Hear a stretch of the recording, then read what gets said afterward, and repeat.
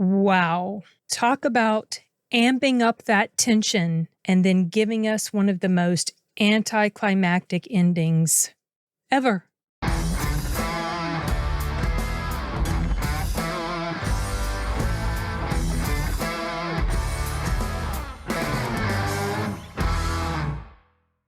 I was invited to a press screening of Kathryn Bigelow's upcoming film House of Dynamite, which is coming to theaters for a very brief amount of time before landing on the Netflix platform. And something that interested me right away about this film was Kathryn Bigelow was the director, and the cast. It's so stacked. When I sat down and was watching the film at the press screener, I was just astounded at how many people were in here that I had no idea. You're going to recognize so many. For starters, Idris Elba, Rebecca Ferguson, Jared Harris, Anthony Ramos, Jason Clarke, Willa Fitzgerald, Kaitlyn Dever, and more people that you will likely recognize. And the synopsis of this story is pretty simple. U.S. government's response to a singular nuclear missile launched by an unknown enemy. And so that's basically what happens. The story is told in 3 different parts or chapters. The first 40 minutes focuses on the character of Rebecca Ferguson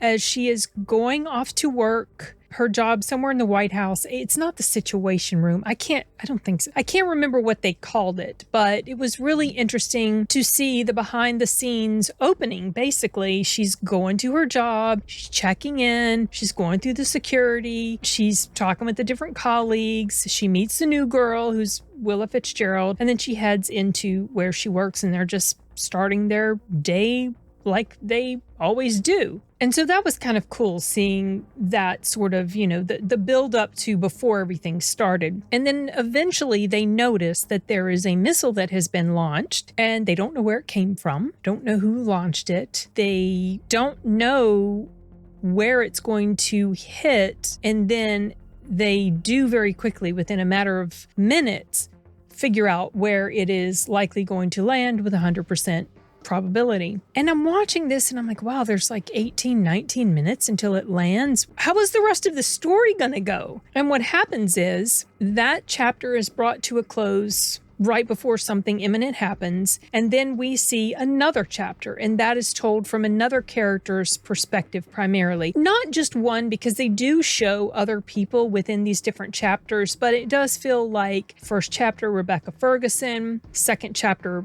this other guy, can't remember his character's name or the actor's name. And then the third chapter was a focus on one of the most important characters in the entire movie, which was the president, played by Idris Elba. He is kept hidden most of the time. You hear his voice on conference calls, but you don't see him at all on the video screen. And I remember thinking, why is he not on the video call? Well, then when it gets to his chapter, you understand completely why. I did like the structure and pacing of this. Once I realized what they were doing, what was going on, I was like, oh, okay, so they're rewinding time for this next chapter. This is how they're going to tell an hour and 52 whatever minute movie, even though there was like less than 20 minutes before the missile was going to strike. So I thought that was really creative. I know that it was not a tactic that I liked when I saw Dunkirk, but that was because it was implemented in a totally different manner. There were all these time jumps within an entire movie, and it took me a good portion of that film before I realized what the heck was happening. It's very clear in this film. Here's this chapter. This is the name. Here's this chapter, this is the name, So I had no issues at all with that being used as a device to tell the story. And it ratchets up the tension because with each chapter, you see the initial recognition that something has happened. Then you see the buildup of concern. And then finally, it gets to this moment of here's the climax of this part. And then it completely stops and takes you back again and brings you through that whole cycle 2 more times. So I like that. I thought it was done very well. In a lot of ways, this reminded me of the movie September 5 from last year, which was a film told from the perspective of the people with ABC in Germany, the ABC Sports channel, and they were covering that hostage event that happened. The reason I say it reminded me of that was because of the initial confusion of what's going on, piecing together fragmented information, uncertainty as to what's happening, what's going to happen. That was one of the first things that popped into my mind when I started realizing the way this story was structured. It also had smart exposition, and by smart exposition, I mean she holds your hand in a clever way. There are a lot of acronyms that are being used, and instead of the characters stopping to verbally explain to another character what this acronym means, because they really shouldn't have to be explaining this sort of thing to each other, it shows it on the screen, it shows the acronym, and then it separates the letters and it shows you what each letter means. I really liked that. It's not the first time we've seen that being used, but it was done often here. However, there were so many acronyms and so many different terms and phrases or whatever that were specific jargon to the military and stuff with the White House that I kept forgetting what it actually was, even though they had very clearly spelled it out to me. Maybe if I rewatch this film multiple times, it will sink in, but whatever. It's not important really to fully understand all that. It's given you this very basic information. I also liked the human response element to this very scary cautionary tale, as Anthony A. Perez called it. And that's exactly what this is, because while I was watching this, I was terrified because I know that this is something that could happen. Real life horror can make some of the most frightening stories out there. And this was certainly one of them. I remember as a kid, like in my teens, during the Cold War, being very afraid of nuclear war with Russia. And that's still a possibility with who the heck knows what country or what radical element out there getting their hand on something radioactive and causing a whole lot of damage. And that's very, very scary to think about. But what I really liked about this fear and how it translated on screen for the different people was their very real reactions to this awful thing that was getting ready to happen. There's a specific moment with Rebecca Ferguson's character. She's having this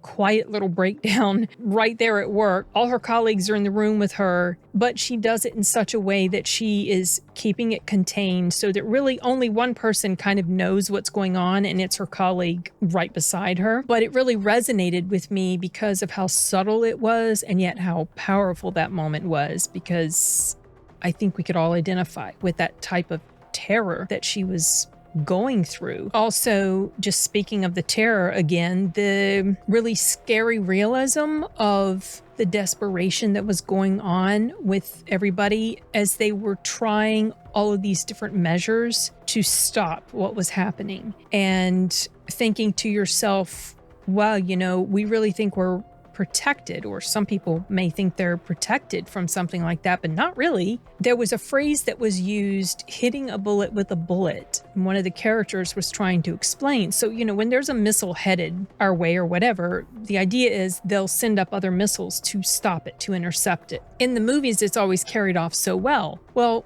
real life is not the movies, and you are talking about a situation where you are trying to hit a fast-moving target with another fast-moving target, and everything has to be perfect, and it's maybe not necessarily going to work out that way, and that is petrifying. So yeah, I already touched on the fact that Idris Elba was kept hidden for most of the film, and I didn't really fully explain why I liked that approach. To me, it felt like a very strong structural choice in revealing the story and the characters, because the payoff to keeping him hidden was that dedicated chapter that he got at the end, because he is one of the most important characters. He's the one that's going to decide what will our response be. And you could really feel the weight of all of that on him. There is a scene that he has in the helicopter with the guy who's carrying the football and the code book. And that's in that particular scene is when the phrase House of Dynamite is explained or expanded upon, and you could just, like, the tension, the pressure, the stress was palpable. And I was thinking to myself, I would never, ever want to be in that situation, because you have the weight of the world quite literally on your shoulders. And it's almost too much. So, yeah. I've already touched on the acting highlights. Very heavy, emotional moments that are going on with the characters, specifically those scenes I've already mentioned, the defining moment with the president on the helicopter. I would recommend watching this film just for that. If you like the actors in here, it's definitely worth checking this movie out just for their performances alone, and for that ratcheting up of the tension and the way the story is told. Funnily enough, I couldn't help but kind of get a chuckle out of the fact that Idris Elba is playing the American president in here, when earlier in the year he was playing the British Prime Minister that was like kind of in a buddy adventure movie with the American president played by John Cena called Heads of State, which I haven't finished still, but that one was really fun so far. I don't know, I thought it was kind of funny.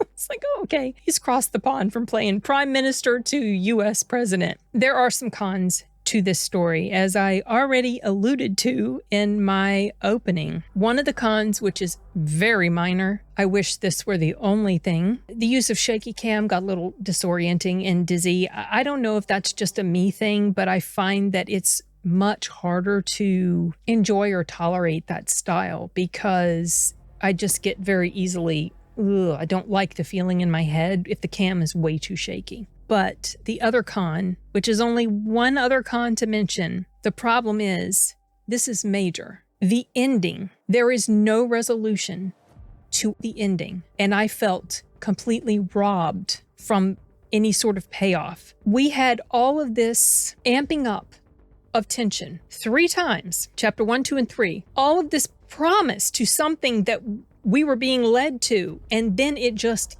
ends. There was just nothing. I felt so aggravated, because that ending took a film that was near perfection to something that felt so disappointing and dropped it right down into mid territory for me. I can't even 4-star this film because of that, because it wasn't that it failed to stick the landing. It just didn't even attempt a landing at all. Maybe that is the point of this movie. In fact, I'm pretty sure that is the point of this movie, to not see what is beyond this final moment that's getting ready to happen. But I think that's going to be a major sticking point for many, if not most people that watch this. I'm sure this is an artistic choice that she made, and or the person who wrote the screenplay, but it felt like such a nothing burger of a film by the time it was done. That sounds a little blasé to call it a nothing burger, because everything that led up to it was definitely not. It was excruciatingly intense and terrifying, and then we're just left with a non-ending. To me, that's a serious flaw that undermines the entire experience that we had gone through up until that point. So while the performances and the storytelling, or the structure of the storytelling in that 3-act part, make this a very tense, compelling, and timely movie, that non-ending is a serious flaw that undermines the entire experience. For me, I recommended it just for the acting, and I would still do that for the clever way the story is put together up until the end. But that anticlimactic conclusion to all of this was so frustrating. Yeah, it kind of annoyed me. And it annoys me that it annoyed me, because everything up until that moment was so good. Well, yeah, those are my thoughts on House of Dynamite. I wouldn't say it's necessarily a film that you must go see on the big screen, because it's perfectly suited for a small screen home television experience. So if you don't mind waiting a week or 2 after it has a very short run at theaters, it'll be available to you pretty soon on Netflix. Don't remember the dates, but it's coming soon. I think it's going to hit theaters this weekend and then be on Netflix a week or 2 after. So it'll be streaming at your home pretty soon. Anyway, I don't have anything else to say, so I'm calling it quits. Nos vemos.